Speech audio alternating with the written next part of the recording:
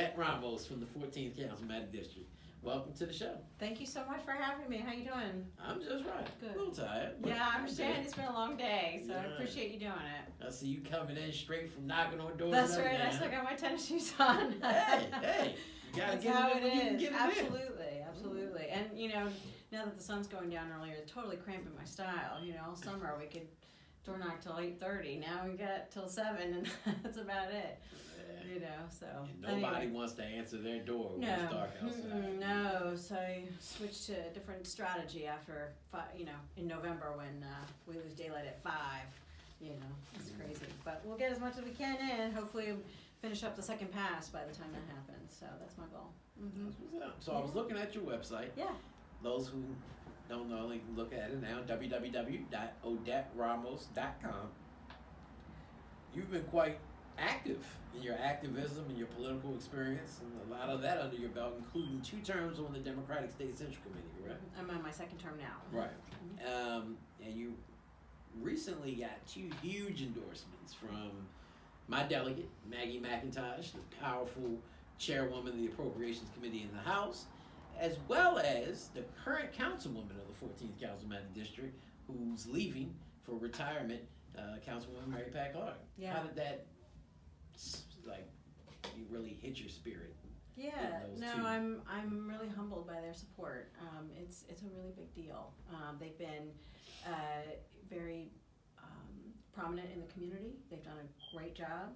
Both of them have had set a very high bar for public service. One that I think any of us who want to be in public service or who are in public service now should really strive for. So it really is an honor to have their support. But I also don't take it for granted. I mean, I'm out there every day knocking doors, going to events, talking to people, because I want to earn this myself. This is really important to me. So why now? Why are you running for council in the 14th district? Like, what's inspired you to want to be a city councilor? Yeah, it's a great question. So as you mentioned, I've been an advocate for a really long time. I've been in Baltimore for close to 30 years, and I've done a lot in the community. Founded the Village Learning Place all the way to now, where I've started the Affordable Housing Trust Fund. So I just felt like if there was this vacancy now, and I thought, well, can I make more of a difference for my community, for the community in the 14th district, for Baltimore City, by being a councilwoman as opposed to just being an advocate? And you need both. You absolutely need both to make this work. So I want to try. I mean, I've never been in elected office other than Central Committee, but you don't make laws in Central Committee. So I want to try to lift up a lot of the key issues that are happening in our district and our city, and utilize my experience and expertise to be able to address those issues. And I think as a council person, I can do a better job at that. People will actually come to meetings and, be able to get the right people on the table to make some things work. And so I'm excited about the opportunity if the voters, make it happen. I mean, does anybody really know what the Central Committee actually does? I mean, I don't know. That's a question for another day. Right, I was going to say. But you're running on a platform of what? Like, what is your major, if you get elected to office, what is your 2 or 1, 2, maybe 3 issues that you really want to be a champion of? Yeah, sure. So as you know, I've been an affordable housing advocate for a long time. So we just passed the Affordable Housing Trust Fund. We have $20 million more for affordable housing every year now. Which you almost single-handedly helped get the signatures from the voters of the city of Baltimore to get on the ballot. Right. Well, there were a lot of people doing it. It was a huge team effort, and I was proud to lead that effort. Yeah, and so I want to be able to make sure that we're using that money correctly.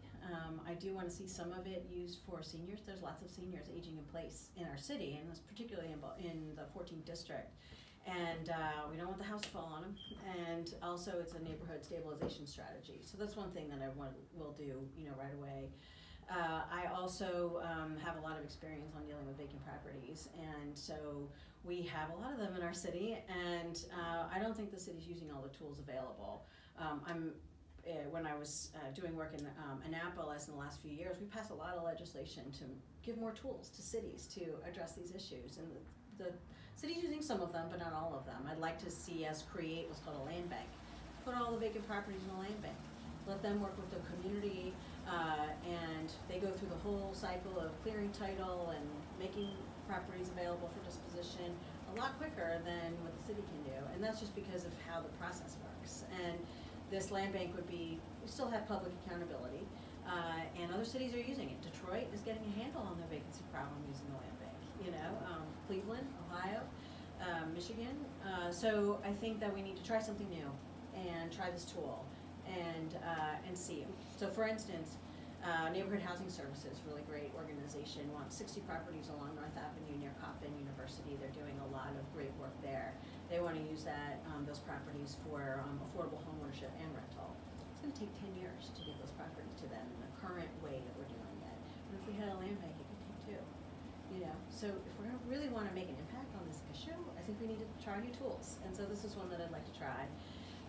And then there's so many issues, but education obviously is a big deal for all of our kids. It is not fair that my kid and other kids in our communities are getting a great education and other kids are not.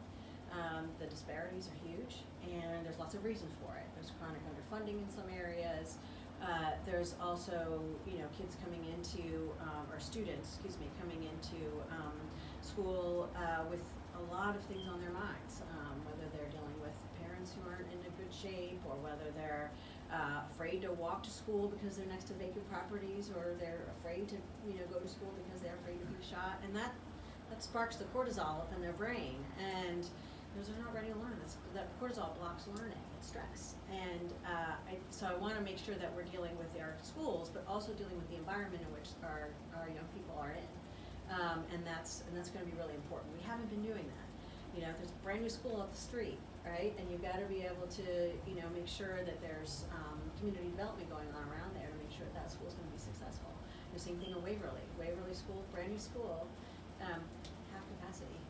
It's not full, and we've got to deal with that, not just in the community, but also organized to make sure we get the right resources to all of our schools. You know, with the Kerwin Commission, with statewide, you know, making sure that those get implemented. So a lot of times council members don't get involved with the schools unless the school's about to close. It's too late, right? Or the budget. And so we need to increase the budget, you know, from Baltimore City's perspective into the schools, but also make sure that those dollars get to the right place. So it's a lot of organizing, a lot of educating parents, and that's where a council member can get involved. I also want to be on the budget committee, so I want to be able to work with the budget and make sure that the money gets in the right place. And then I've been very interested in the drug addiction issue. It is something that I hear about all the time, aside from water bills. Water bills is a big deal too, but the drug addiction issue, there's too many grandmas taking care of grandkids. There's you know, young people not in a good place. There's it's tied very much to our public safety issues, and I don't think we're helping people with addiction. Because, you know, there's only one treatment option, methadone. That might not be the best for everybody. So as you know, it's not my background, but it's really important to be able to lift up this issue and say, let's do something different, because what we're doing now is not working. So getting the right people in place to address the issue and make sure that people who want help can get it, and that it's effective. And then the other piece is what happens after. If they're going right back to the same environment, then that's not going to be helpful for them, right? So making sure that there's those other pieces addressed, whether it's job, you know, having a job, or being a part of something larger than themselves, or getting out of that environment completely and going somewhere else. That's got to be part of it. So I think it's an epidemic in our city. I don't think we talk about it as much, but we really need to. It's a really big deal. Yeah, 'cause when you get the treatment, first thing they tell you, change people, places, and things. Oftentimes they don't. And now, with this opioid crisis that they've deemed it. Well, you know, you and I both know it's been a crisis for years. Exactly. Okay. But so now that it's happening in Carroll counties right. and other counties, the problem is, though, and I've heard from a lot of treatment providers in Baltimore City who have historically been the ones getting the money, have now been stripped of their budgets almost by half, because the governor and others have started to take those resources and put them in other counties. No, that is true. That is so true. now you have the same amount of clients, but half the budget to treat them with. Yeah. So that is a big issue. There's no doubt about that. And when we talk about, you know, overdoses going down in our state, that's not what's happening in Baltimore City. It is a big deal. I really want to address it. It just brings me to tears every time I hear a story. Either, you know, somebody can't find their nephew. recently talked to a teacher who said that sometimes her kids, put a pencil next to their arm, copying their parents. It's a big deal, and so it's really important to me. Water bills, as I said before, everybody complains about the water bills. Mary Pat Clark gets more calls about erroneous water bills than she does about crime. Okay? So, and you know what we're dealing with, right? So, I think we need a whole new billing system, and I think we need to figure out a way to address this issue about county residents not paying the same as we do, even though they're using our water. And why do they keep taxing us every 3 years for an increase in water bills since the Rawls-Wick administration? This has been we're going under on a for a long consent. time. We're under a consent decree to completely redo our sewage and water systems, and so, but the burden ends up being on us. Exactly. Okay, and not our neighboring county that's paying, that's using our water. But also, I think we need to think creatively about this. I think we need to think about maybe a regional water system, sort of like what Prince George's and Montgomery has. Bring in that agency that's there. It's not private; it's a public entity. Because I don't favor privatizing our water, but I want to make sure that there's accountability as well. So having a system that works and that everybody's paying their fair share is extremely important. So the water bills is a big deal. Yeah.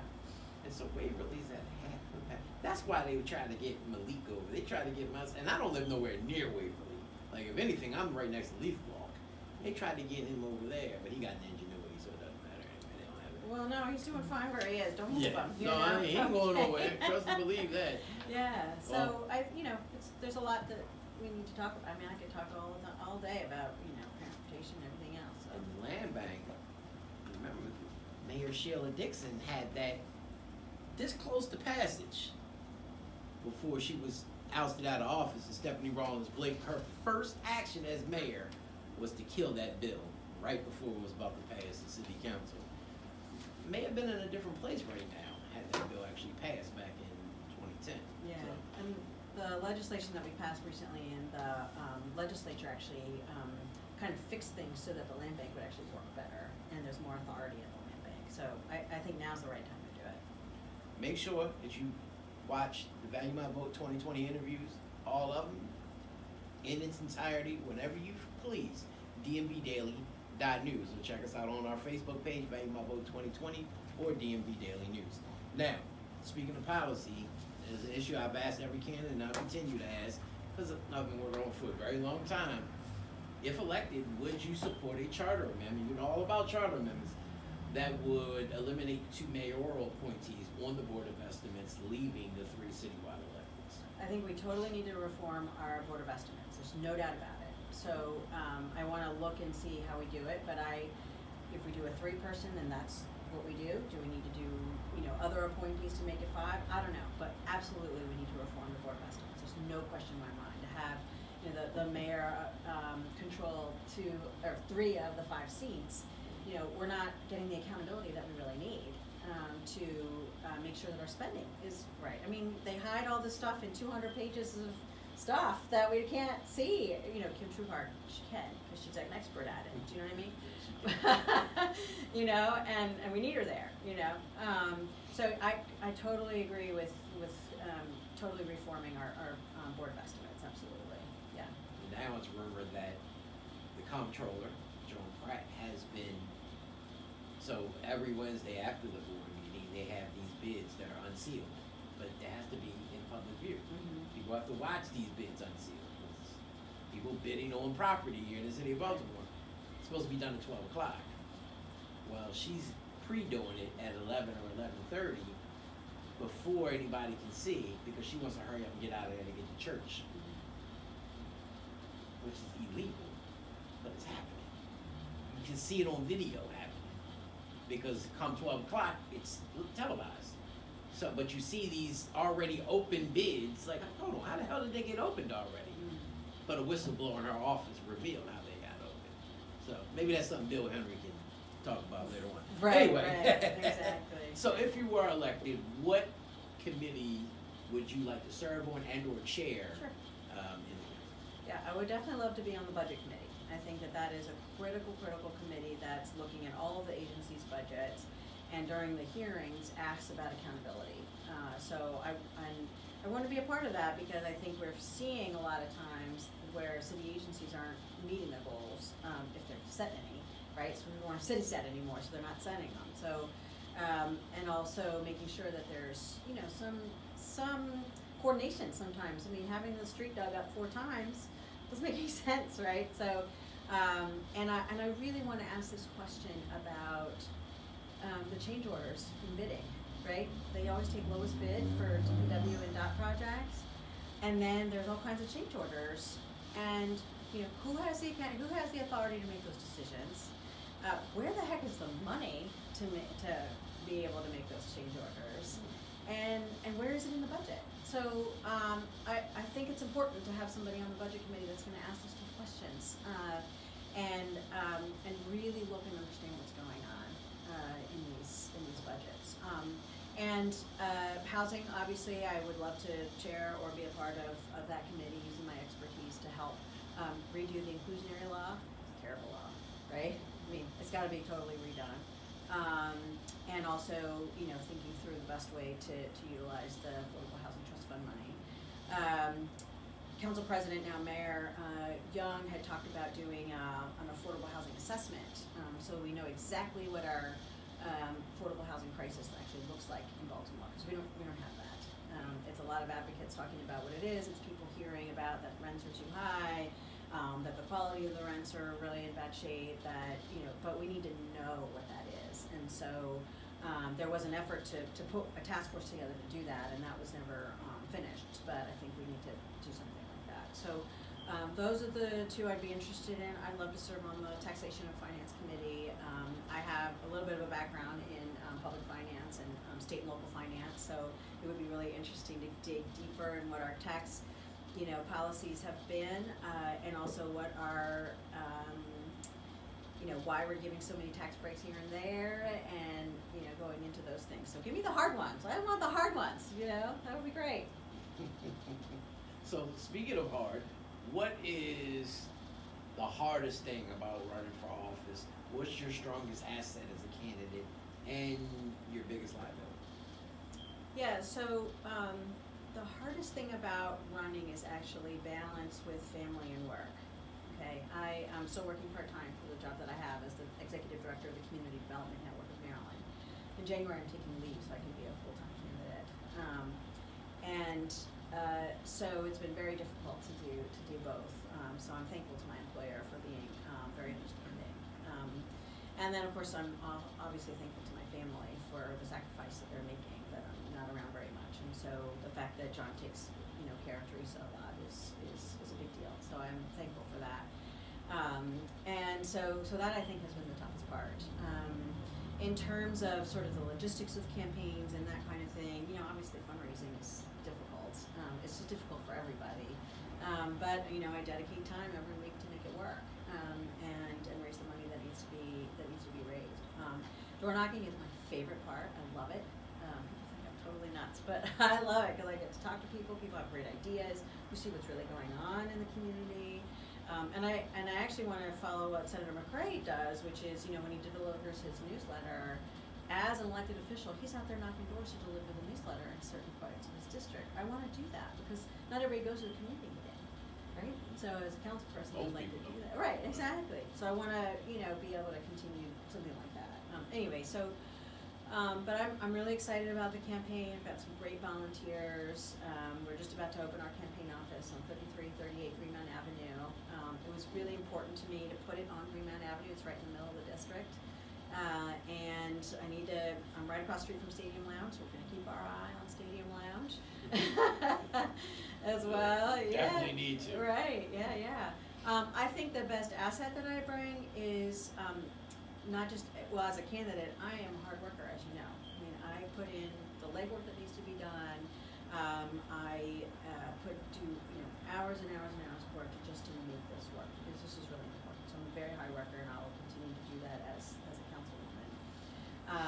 And another asset is that I've been doing this for the last 28 years, you know, or however I've been in Baltimore, where I've been active in the community doing this work, and I understand what needs to be done. And so that's important as well, because I can bring those stories, but then also hear stories of what people are dealing with too, and try to how to address them as well. And then of course I think I talked about the biggest challenge is this sort of balance that we need to have with family and with work. So, but if I win, then I will be leaving my job and I will be a full-time councilwoman. Well, you heard it from her. Odette Ramos, 14th Councilmatic District Council candidate over there in the 14th. Thank you so much for coming in. Thank you so much for the opportunity. I really appreciate it. Doors, I know it's hard. This is great. It's always great talking with you. Thanks so much. Absolutely. We look forward to more conversations, especially with our live stream debates and forums that will be coming up soon. Yeah. And wish you all the best with the Yeah, campaign welcome trip. the opportunity. Thanks a lot. I really appreciate it. It's a lot of fun. So, you see it on the screen, OdetteRamos.com. If people who are listening and watching this were inspired by a message, they want to donate, they want to contact the campaign, how else can they do that? So on the website, you'll see the contact us, and you can contact us there. We get the emails right away, or you can email me directly at odette@odetteramos.com. Super easy. I give my phone number out because I don't mind people calling me. It's 443-801-8137. Get a hold of me. But making a donation, go to my website, and there's a nice bright button right there that says donate. So we really appreciate it. Even the little dollars count. I knocked on a woman's door a few months ago who really has been struggling financially and is living with her daughter, and she gave me $10, and that means a lot. So little bit always helps. So it means a lot. She's Odette Ramos, candidate for City Council in the 14th District. I was San Giordano, candidate for nothing but to keep hosting this, Value My Vote 2020. He's Sean Stinnett, producer of Value My Vote 2020, and we are done for the evening. Good night.